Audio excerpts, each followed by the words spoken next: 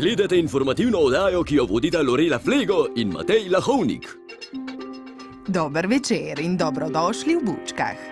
Danes, 5:12, sta prvi predsednik Milan Kučan in njegov prvi nasprotnik Janez Janša podpisala pakt o končni rešitvi slovenskega vprašanja. S tem sporazumom je definirana več kot polstoletna delitev na vaše in naše, leve in desne, partizane in domobrance ter zmagovalce in poražence. Poglejmo, kaj je v tem prelomnem trenutku povedal glavni mediator Borut Pahor. Drage državljanke, spoštovani državljani, s tem paktom smo postavili temelje za nadaljne sobivanje. Ne govorimo o sožitju, to ni več možno. Govorimo o sobivanju Slovencev. V povsem isti državi, pod istimi pogoji v vseh treh različnih geografskih in časovnih pasovih.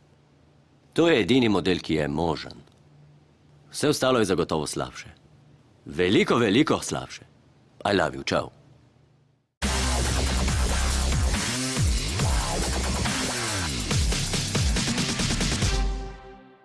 Politični analitiki ocenjujejo, da je največji dosežek pakta Kučan-Janša ta, da kljub različnim interesom ohranja celovitost slovenske države in nikomur ne jemlje pravice, da se počuti kot Slovenec.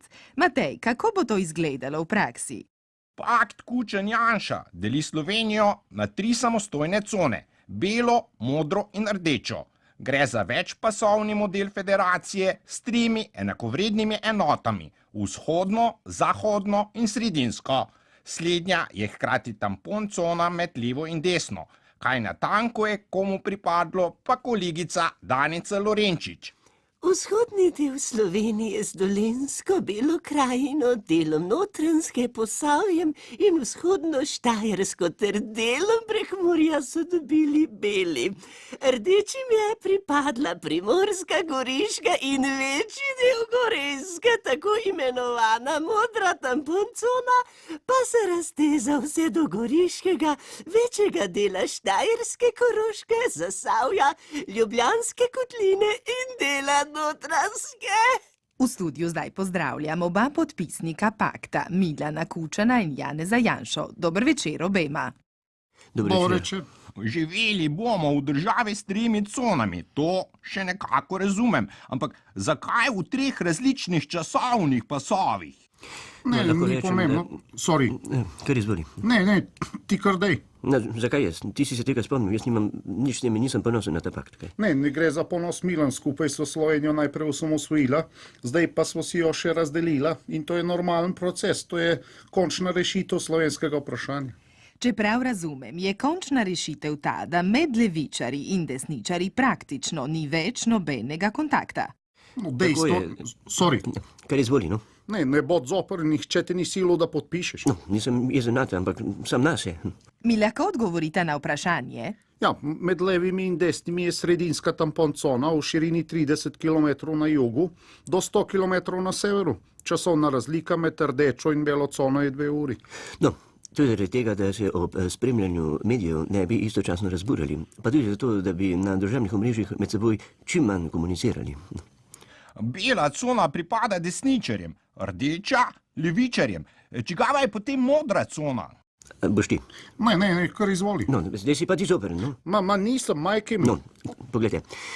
Modra cona je nikogaršnji pas. Tam živijo in delajo vsi tisti, ki so nevtralni in jim, če lahko rečem, dol visi za dogajanje na levi in na desni.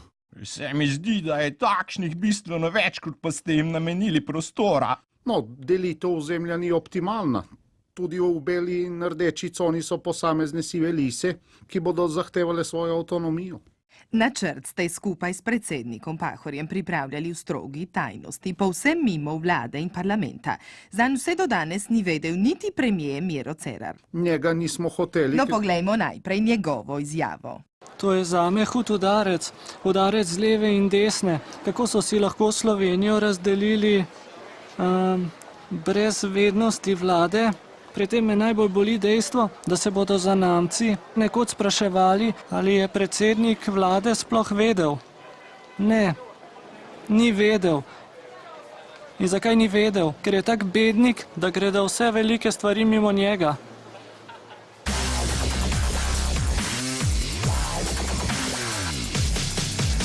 Predlagam, da zdaj pogledamo, kakšno vzdušje vlada po Sloveniji. Kako so državljani sprejeli pakt Kučan-Janša? A to pomeni, da mi lahko greva? Ja, kam se ti pa mudi? No, Štefka je za večer spekla lazanjo, pa tisto krompirjevo župo specialno. Prosim vaju, če še malo ostaneta. Gremo najprej na rdeči zahod, v levo cono, kjer je kolega Gašpar Mišič. Smrt fašizmu, svoboda narodu. Vidim, da vam je padla sekira v med. Tako je, ostalo nam je morje, dobili smo gore Triglav, Bled, Bohinj, Kranjsko goro, pa Goriška brda, Krasma, to bomo rasturali v turizmu. Ljudje so tukaj super zadovoljni, prepevajo partizanske in primorske pesmi. In nekaj znanih primorskih desničarjev je že napovedalo selitev na vzhod v Belo cono.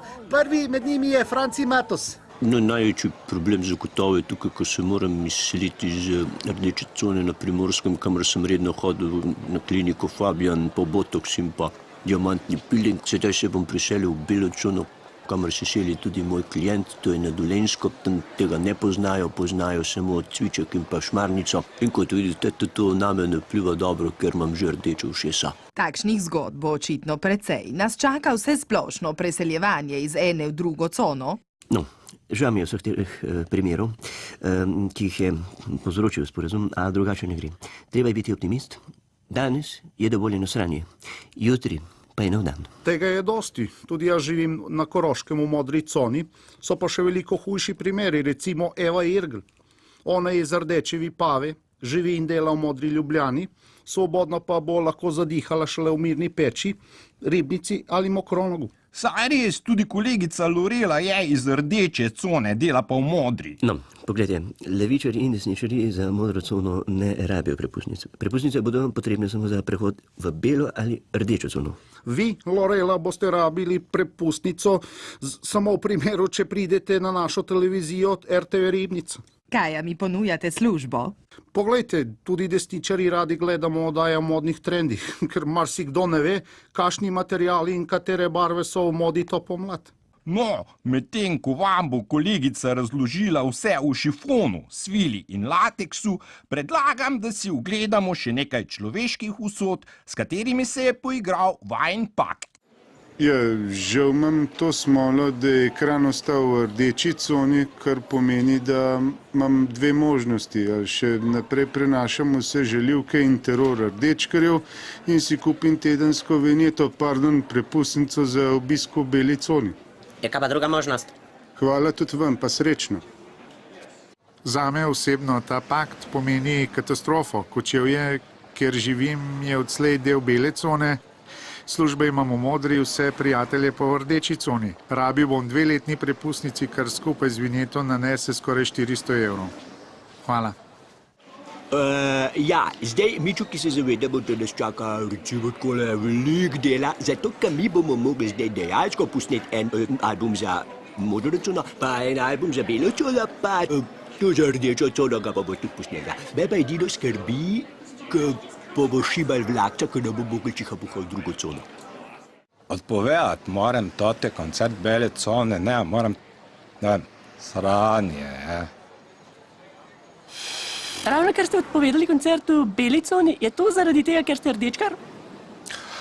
Ja, kaj ne rečem, to sigurno ni dobro za nas, ustvarjalce. Ker če jaz zapesam v beli coni v modri, za to carino plačam, to zdari po žepu. Hvala.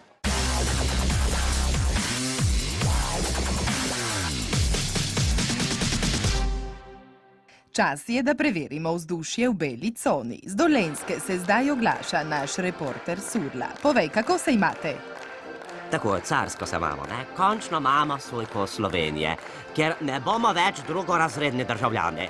Hvala, Janez, v imenu vseh desničarjev. Iskrena hvala za vse, kar ste naredili za nas. Ave Cezar. No, res je, da smo s tem paktom dobili samo revščino. Od Halos do Kočevja. A po druge strani smo pa veseli, da nam ne bojo rdeči nikoli več srali po glavi. Tako. A je res, da so v Beli krajini protesti? Tako je, tako je. Črnomelj in Metlika bi rada v rdečo cono, da? In ve zakaj? Naj spokajo, pa grejo v Triglavski narodni park, tako, ja. No, ni treba tako grobo. Adijo, surla, gremo na Štajersko. Se upravičujem, a kaj mi lahko greva, sva končala? Še malo. Ja, no. Veste, ne bi se rad po noči vozil po modri coni. Ne? Bomo takoj preverili, kako je varno. Kolega Kangler, Pa kaj te jaz vem? Eni so zadovoljni, drugi pizdijo. Zakaj to samo pol Štajerske modre? Ne? Da bi morala biti cela, pravijo, ker Štajerska ni bila nikoli bela, pa Prekmurje tudi ne. a je res, da podobno kot v Beli krajini, avtonomno cono zahtevajo tudi v Lendavi in Šaleški dolini? Velenju se je definitivno zgodila krivica. Oni so bili skozi rdeči.